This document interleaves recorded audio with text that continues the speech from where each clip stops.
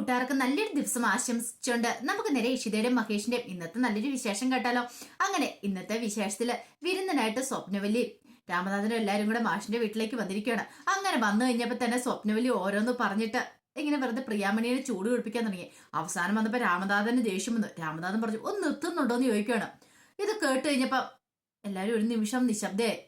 അതെ, ഞാൻ അപ്പോഴേ മോളോട് ഞാൻ പറഞ്ഞല്ലേ ഇവരെ കൊണ്ടുവരണ്ടെന്ന്, ഇവറ്റാളെ കൊണ്ടുവന്ന എങ്ങനെയാ എന്നൊക്കെ ഇഷിതയോട് പറയണം. അത് സ്വപ്നവലിക്കും മഞ്ജുമിക്കും ഒട്ടും കൂടെ പിടിച്ചില്ല. അപ്പോഴേക്കും ചിപ്പിമോള് പറഞ്ഞു, അതെ എനിക്ക് എല്ലാവരോടും കൂടെ ആയിട്ട് ഒരു കാര്യം പറയാണ്ട്, എല്ലാവരും ഒരു നിമിഷം അത് സൈലൻസ് ആവുമെന്ന് ചോദിക്കുക.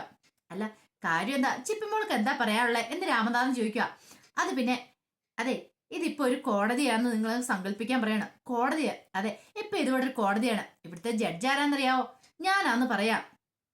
അതുകൊണ്ട് ഞാനായിരിക്കും ഇനി തീരുമാനങ്ങളൊക്കെ പറയാൻ പോന്നെ.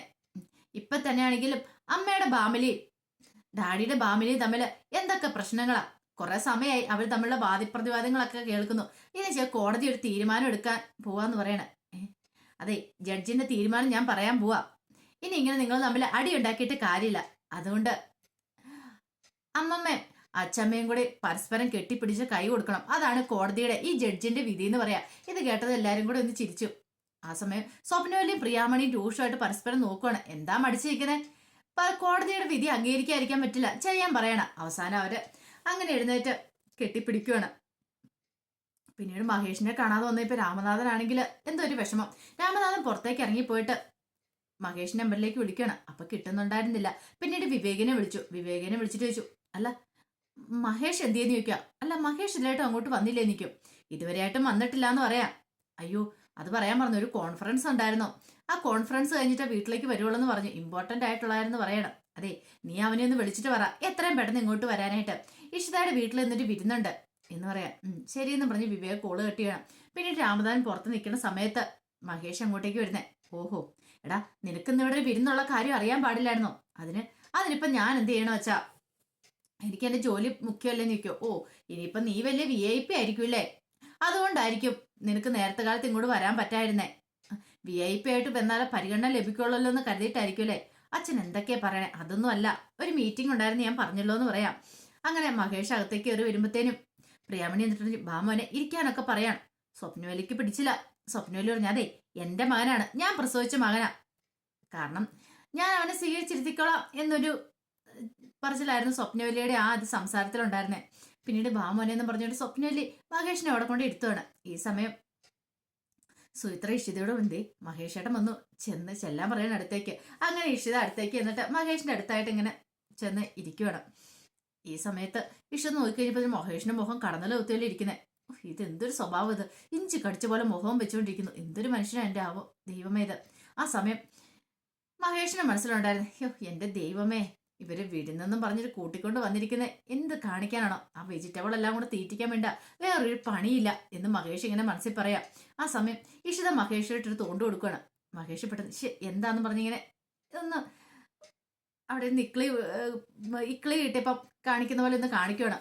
പെട്ടെന്ന് എല്ലാവരും കൂടെ അങ്ങോട്ടേക്ക് നോക്കുകയാണ്, മഹേഷിനെ നോക്കുകയാണ്. മഹേഷിന്റെ ചമ്മലൊക്കെ വന്നു. ഇഷിതയോട് പറഞ്ഞ് മര്യാദയ്ക്ക് ഇരിക്കാൻ പറയണം. ഇഷിത പറഞ്ഞ് മര്യാദയ്ക്ക് ഇരിക്കണമെങ്കിൽ ഒരു കാര്യം ചെയ്യാം, നിങ്ങളുടെ മുഖത്തൊരു ചെറിയ ചിരിയെങ്കിലും വരുത്താൻ പറയണം. അവസാനം മഹേഷ് ഒന്ന് ചിരിച്ചു കാണിക്കുക. ഇതൊക്കെ കണ്ടിട്ട് സുചിത്ര അവിടെ നിൽക്കുന്നുണ്ടായിരുന്നു.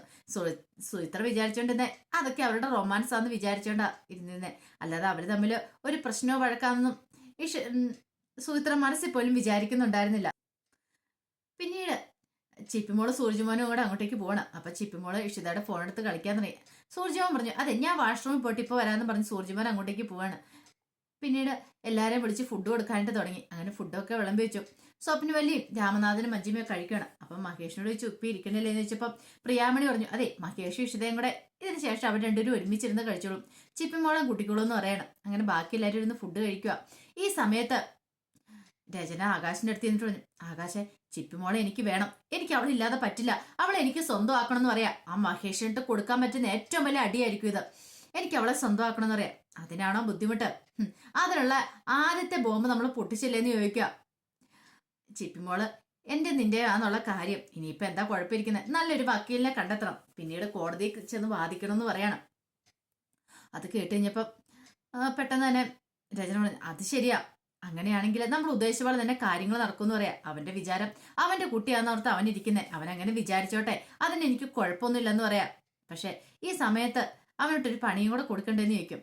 അത് ശരിയാന്ന് പറയണം. പക്ഷെ ഇഷ്ട ഡോക്ടറെ മനസ്സിലാകത്തെ അവരെന്തിനു വേണ്ടി ഇങ്ങനെ ഒരു സാഹസത്തിന് മുതിർന്നതെന്ന്.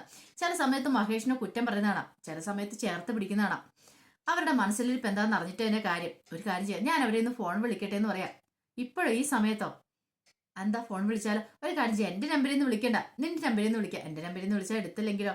അങ്ങനെ പിന്നീട് രചനയുടെ ഫോൺ അങ്ങോട്ട് മേടിച്ചിട്ട് ഇഷ്ടയുടെ ഫോൺ നമ്പറിലേക്ക് വിളിക്കണം. ആ സമയത്ത് ഫോൺ ചിപ്പിമോടെ കയ്യിലായിരുന്നു. ചിപ്പിമോള് എടുത്തിട്ട് ഹലോ പറഞ്ഞു. എന്താന്ന് ചോദിക്കുകയാണ്. ഇത് കേട്ടതെന്ന് പറഞ്ഞു, അതെ എന്നെ മനസ്സിലായോ, ഞാൻ ആകാശങ്ങളാന്ന് പറയണം. എന്താ പറ. അത് പിന്നെ എനിക്ക് മോളോട് ദേഷ്യമൊന്നും ഇല്ല കേട്ടോ, ഞാൻ മോളെ ഇനി ഇങ്ങോട്ട് കൂട്ടിക്കൊണ്ട് വരാനൊന്നും പോകുന്നില്ല, മോള് മോളുടെ ഡാഡിയുടെ അമ്മയുടെ അടുത്ത് നിന്നാ മതി എന്ന് പറയാം. ഇത് കേട്ടതും ചിപ്പിമോള് പറഞ്ഞു, അല്ല ഇപ്പം മോളിപ്പോ എവിടെയാന്ന് ചോദിക്കുക.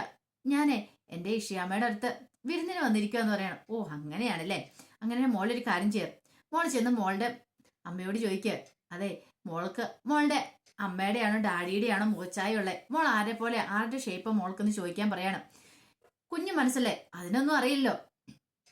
പിന്നീട് ചിപ്പിമോള് തന്നെ ഇഷിത അടുത്തേക്ക് അല്ലോണ. ഇഷിത അടുത്തേക്ക് ചോദിച്ചു, അല്ല അമ്മേ എനിക്ക് ആരുടെ ഷേപ്പ്, എന്റെ അമ്മയുടെയാണോ ഡാഡിയുടെ ആണോ എന്ന് ചോദിക്കും. മോൾക്ക് മോളുടെ അമ്മയുടെ ഷേപ്പ്.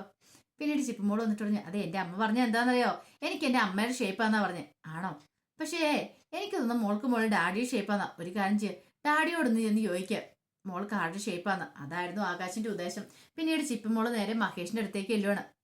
ചെന്നിട്ട് ചോദിച്ചു, അല്ല ഡാഡി ഞാനൊരു സംശയം ചോദിച്ചോട്ടെ നിൽക്കും. എന്താ സംശയം? അതെ എനിക്ക് ഡാഡിയുടെ ഷേപ്പാണോ അതോ അമ്മയുടെ ഷേപ്പാണോ? ഇഷിതാമ്മ പറയണേ എനിക്ക് എന്റെ അമ്മയുടെ രചനാമ്മയുടെ ഷേപ്പാന്ന് പറയണേ. എന്താ ഇപ്പോഴും ഇങ്ങനെ ഒരു സംശയം? എന്നോട് അങ്കിള് ചോദിച്ചിട്ടാന്ന് പറയണം. ഏതങ്കിള്? ആകാശങ്കിൾ എന്ന് പറയണം. ചിപ്പിമോളെ ഫോൺ ഇരിക്കുകയാണ്. പിന്നീട് ചിപ്പിമോളോട് പറഞ്ഞു, അതെ മോൾക്ക് ഡാഡിയുടെ ഷേപ്പാന്ന് പറയണം. പെട്ടെന്ന് ചിപ്പിമോള് വിളിച്ചിട്ട് ആകാശിനോട്, അതെ എനിക്ക് എന്റെ ഡാഡിയുടെ ഷേപ്പാന്നാ പറഞ്ഞെന്ന് പറയണം. ഈസം പറഞ്ഞു, മോള് ഡാഡിയുടെ ഫോൺ കൊടുക്കാൻ പറയണം. അങ്ങനെ ചിപ്പിമോള് മഹേഷിന്റെ കയ്യിലേക്ക് ഫോൺ കൊടുക്കുക. ഫോൺ കൊടുത്തു കഴിഞ്ഞപ്പോഴത്തേനും പറഞ്ഞു, എടാ മഹേഷേ, എടാ അവൾക്ക് ആരുടെ ഷേപ്പാന്ന് നീ പറഞ്ഞ ഡാഡി ഷേപ്പ്, അതായത് എന്റെ ഷേപ്പ്. ഇപ്പൊ നിനക്ക് മനസ്സിലായല്ലോ. എടാ നീ വെറുതെ എന്തിനാടാ ഇങ്ങനെ അത് ആ കുഞ്ഞിനെ എടുത്തോണ്ട് നടക്കണേ? അതിന്റെ ഒരു കാര്യമില്ല. കാരണം അവൾ എന്റെ കുഞ്ഞാണ്, ഞാനത് തെളിയിക്കാനായിട്ട് പോവാ, ഞാൻ കോടതിയെ സമീപിക്കാൻ പോവാ. നിനക്ക് തടയാൻ പറ്റുമെങ്കിൽ തടഞ്ഞോ, നിനക്ക് നിന്റെ കുഞ്ഞിനെ നഷ്ടപ്പെടാനായിട്ട് പോവാടാ, നിനക്ക് നാണമില്ലേടാ എന്നൊക്കെ പറഞ്ഞോണ്ട് മഹേഷനെ ഭയങ്കരമായിട്ട് കളിയാക്കുവാണ് ഫോണിൽ കൂടെ. മഹേഷിന് സഹിക്കാൻ പറ്റുന്നുണ്ടായിരുന്നില്ല. പിന്നീട് ചിപ്പിമോളുടെ കയ്യിലേക്ക് മഹേഷ് അങ്ങ് ഫോൺ കൊടുത്തു കഴിയുമ്പോഴത്തേനും ചിപ്പിമോൾക്കാണെങ്കിൽ ആ പട കൺഫ്യൂഷൻ. ഇതുവരെയായിട്ട് ഡാഡി ഒന്നും പറഞ്ഞില്ലല്ലോ, ഒന്നുകൂടെ ചോദിച്ചു നോക്കാം. ഡാഡിയുടെ മനസ്സിൽ എന്തുകൊണ്ട്? പറ ഡാഡി, ഞാൻ ഡാഡിയെ പോലെയാണോ അമ്മേനെ പോലെ ഇരിക്കുകയാണോ എന്ന് ചോദിക്കുകയാണ്. ഇത് കേട്ടത് ഒന്ന് പോകുന്നുണ്ടോ എന്ന് പറഞ്ഞ് ഒറ്റ അലർച്ചയായിരുന്നു മഹേഷ്. ഈ അലർച്ച ചിപ്പിമോള് ഞെട്ടിപ്പോയി. പെട്ടെന്ന് ഫുഡ് കഴിച്ചുകൊണ്ടിരുന്ന എല്ലാവരും ഒരു നിമിഷം തിരിഞ്ഞു നോക്കുകയാണ്. പെട്ടെന്ന് ചിപ്പിമോള് വാവിട്ട് കരയാൻ തുടങ്ങി. മഹേഷ് അവിടെ നിന്ന് അങ്ങോട്ട് എഴുന്നേറ്റ് പോയി. ഓടി ഇഷിത അങ്ങോട്ടേക്ക് വരുവാണ്. ആർക്കും എന്താന്ന് മനസ്സിലായില്ല. എന്താ മോളെ, എന്താ കാര്യം എന്താന്ന് ചോദിക്കുക. അത് പിന്നെ ഡാഡി, അത് സാരമില്ല കേട്ടോ, ഡാഡി ആരുടെയും വേറെ ആരുടെയും പറഞ്ഞായിരിക്കും, മോളോട് പറഞ്ഞല്ല. മോൾ ഇങ്ങോട്ട് വരാൻ പറയണം. അപ്പത്തേനും സ്വപ്നം വിളിച്ച് എന്താന്ന് ചോദിക്കുകയാണ്. പിന്നീട് ചിപ്പിമോളെ കൊണ്ട് പെട്ടെന്ന് തന്നെ ഇഷിത വീട്ടിലേക്ക് വരുവാണ്. വന്നിയുമ്പോൾ ചിപ്പിമോള് കരച്ചിൽ നിർത്തുന്നുണ്ടായിരുന്നില്ല. എല്ലാവർക്കും വലിയ വിഷമമായിപ്പോയി. വിരുന്ന് അങ്ങനെ കുളമായിപ്പോയി. കാരണം ഫുഡ് കഴിച്ചുകൊണ്ടിരിക്കുന്ന സമയത്തായിരുന്നല്ലോ ഇത്. ചിപ്പിമോള് വന്ന് ബെഡിലിരിക്കുന്ന സമയത്ത് ഇഷിത പറഞ്ഞു, മോൾ എന്തിനാ കരയണേ? അതെ എനിക്ക് മനസ്സിലായി, ഡാഡി എന്നെ ചീത്ത പറഞ്ഞാന്ന്.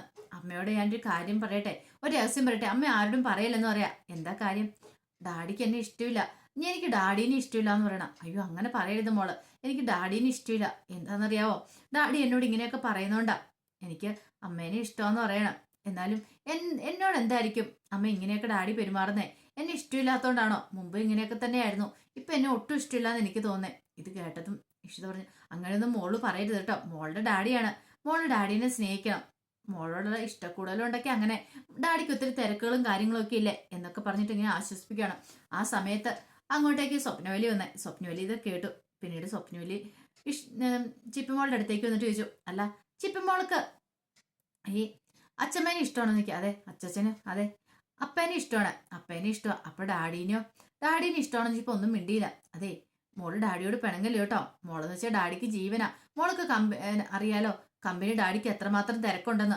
അപ്പൊ അതുകൊണ്ടാ മോളോട് അങ്ങനെ ഡാഡി ദേഷ്യപ്പെട്ടെ. അതുകൊണ്ട് മനസ്സ് വെച്ചോണ്ടിരിക്കില്ല, മനഃപൂർവ്വം ഒന്നും അല്ലെന്ന് പറയണം. പിന്നെ ഇഷിതയുടെ നേരെ തിരിഞ്ഞു ചോദിച്ചു, അതെ നീയാണോ ഈ കൊച്ചിനെ മനസ്സ് മാറ്റുന്നേ? അവള് ഡാഡിനെ കുറിച്ച് വേണ്ടാത്ത കാര്യങ്ങളൊക്കെ ഇല്ലാത്ത കഥകളൊക്കെ പറഞ്ഞ് അവളെ നീ അവളുടെ ഡാഡിയിൽ നിന്ന് പിരിക്കാൻ ശ്രമിച്ചാണ്ടല്ലോ, നിന്നെ ഞാൻ വെറുതെ വിട്ടേക്കല്ലെന്നൊക്കെ പറഞ്ഞിട്ട് ഇഷിതനെ ചീത്ത പറയാണ്. പിന്നീട് ചിപ്പിമോളെ കൊണ്ടുവന്ന് ഇഷിത അവിടെ കിടത്തി ഉറക്കുവാണ്. വല്ലാത്ത സങ്കടമായിപ്പോ ഇഷിതയ്ക്ക്. കുറെ സമയം കഴിഞ്ഞതിന് ശേഷം മഹേഷ് പിന്നീട് ഉറക്കത്തിൽ നിന്ന് എഴുന്നേൽക്കുവാണ്. മഹേഷ് അവിടെ പോയി കിടന്ന് അങ്ങനെ ഉറങ്ങിയായിരുന്നു. ഉറക്കത്തിൽ നിന്ന് എഴുന്നേറ്റ് കഴിഞ്ഞപ്പോഴാണ് മഹേഷിന്റെ മനസ്സിലേക്ക് ആ കാര്യങ്ങളൊക്കെ വരുന്നത്, ആ ചിന്തകളൊക്കെ വരുന്നത്. ഇന്നലെ രാത്രി താൻ പെരുമാറിയതൊക്കെ ചിപ്പുമോളോട്. കാരണം രജന ആകാശം പറഞ്ഞ് തന്റെ കുഞ്ഞല്ല ചിപ്പുമോളെന്ന് പറഞ്ഞപ്പോൾ തൊട്ട് മനസ്സിനൊരു അസ്വസ്ഥയായിരുന്നു. അപ്പൊ അതൊക്കെ ഓർത്ത് കഴിഞ്ഞപ്പോഴത്തേനും വല്ലാത്തൊരു ബുദ്ധിമുട്ട്, എന്ത് ചെയ്യണമെന്ന് അറിയത്തില്ലാത്തൊരവസ്ഥയായി പോയി മഹേഷിന്. അങ്ങനെയൊന്നും പെരുമാറാൻ പാടില്ലായിരുന്നു എന്നൊരു കുറ്റബോധം ഉണ്ടാവുകയാണ്. അപ്പൊ അതിന്റെ വിശേഷങ്ങളൊക്കെ നമ്മളിന്ന് കണ്ടേ. ഇതിന്റെ ബാക്കി വിശേഷങ്ങളുമായിട്ട് വൈകുന്നേരത്തെ പ്രമോയി വരാട്ടോ. ഒരിക്കൽ കൂടി എല്ലാവർക്കും നല്ലൊരു ദിവസം ആശംസിച്ചു നിർത്തുന്നു. നന്ദി.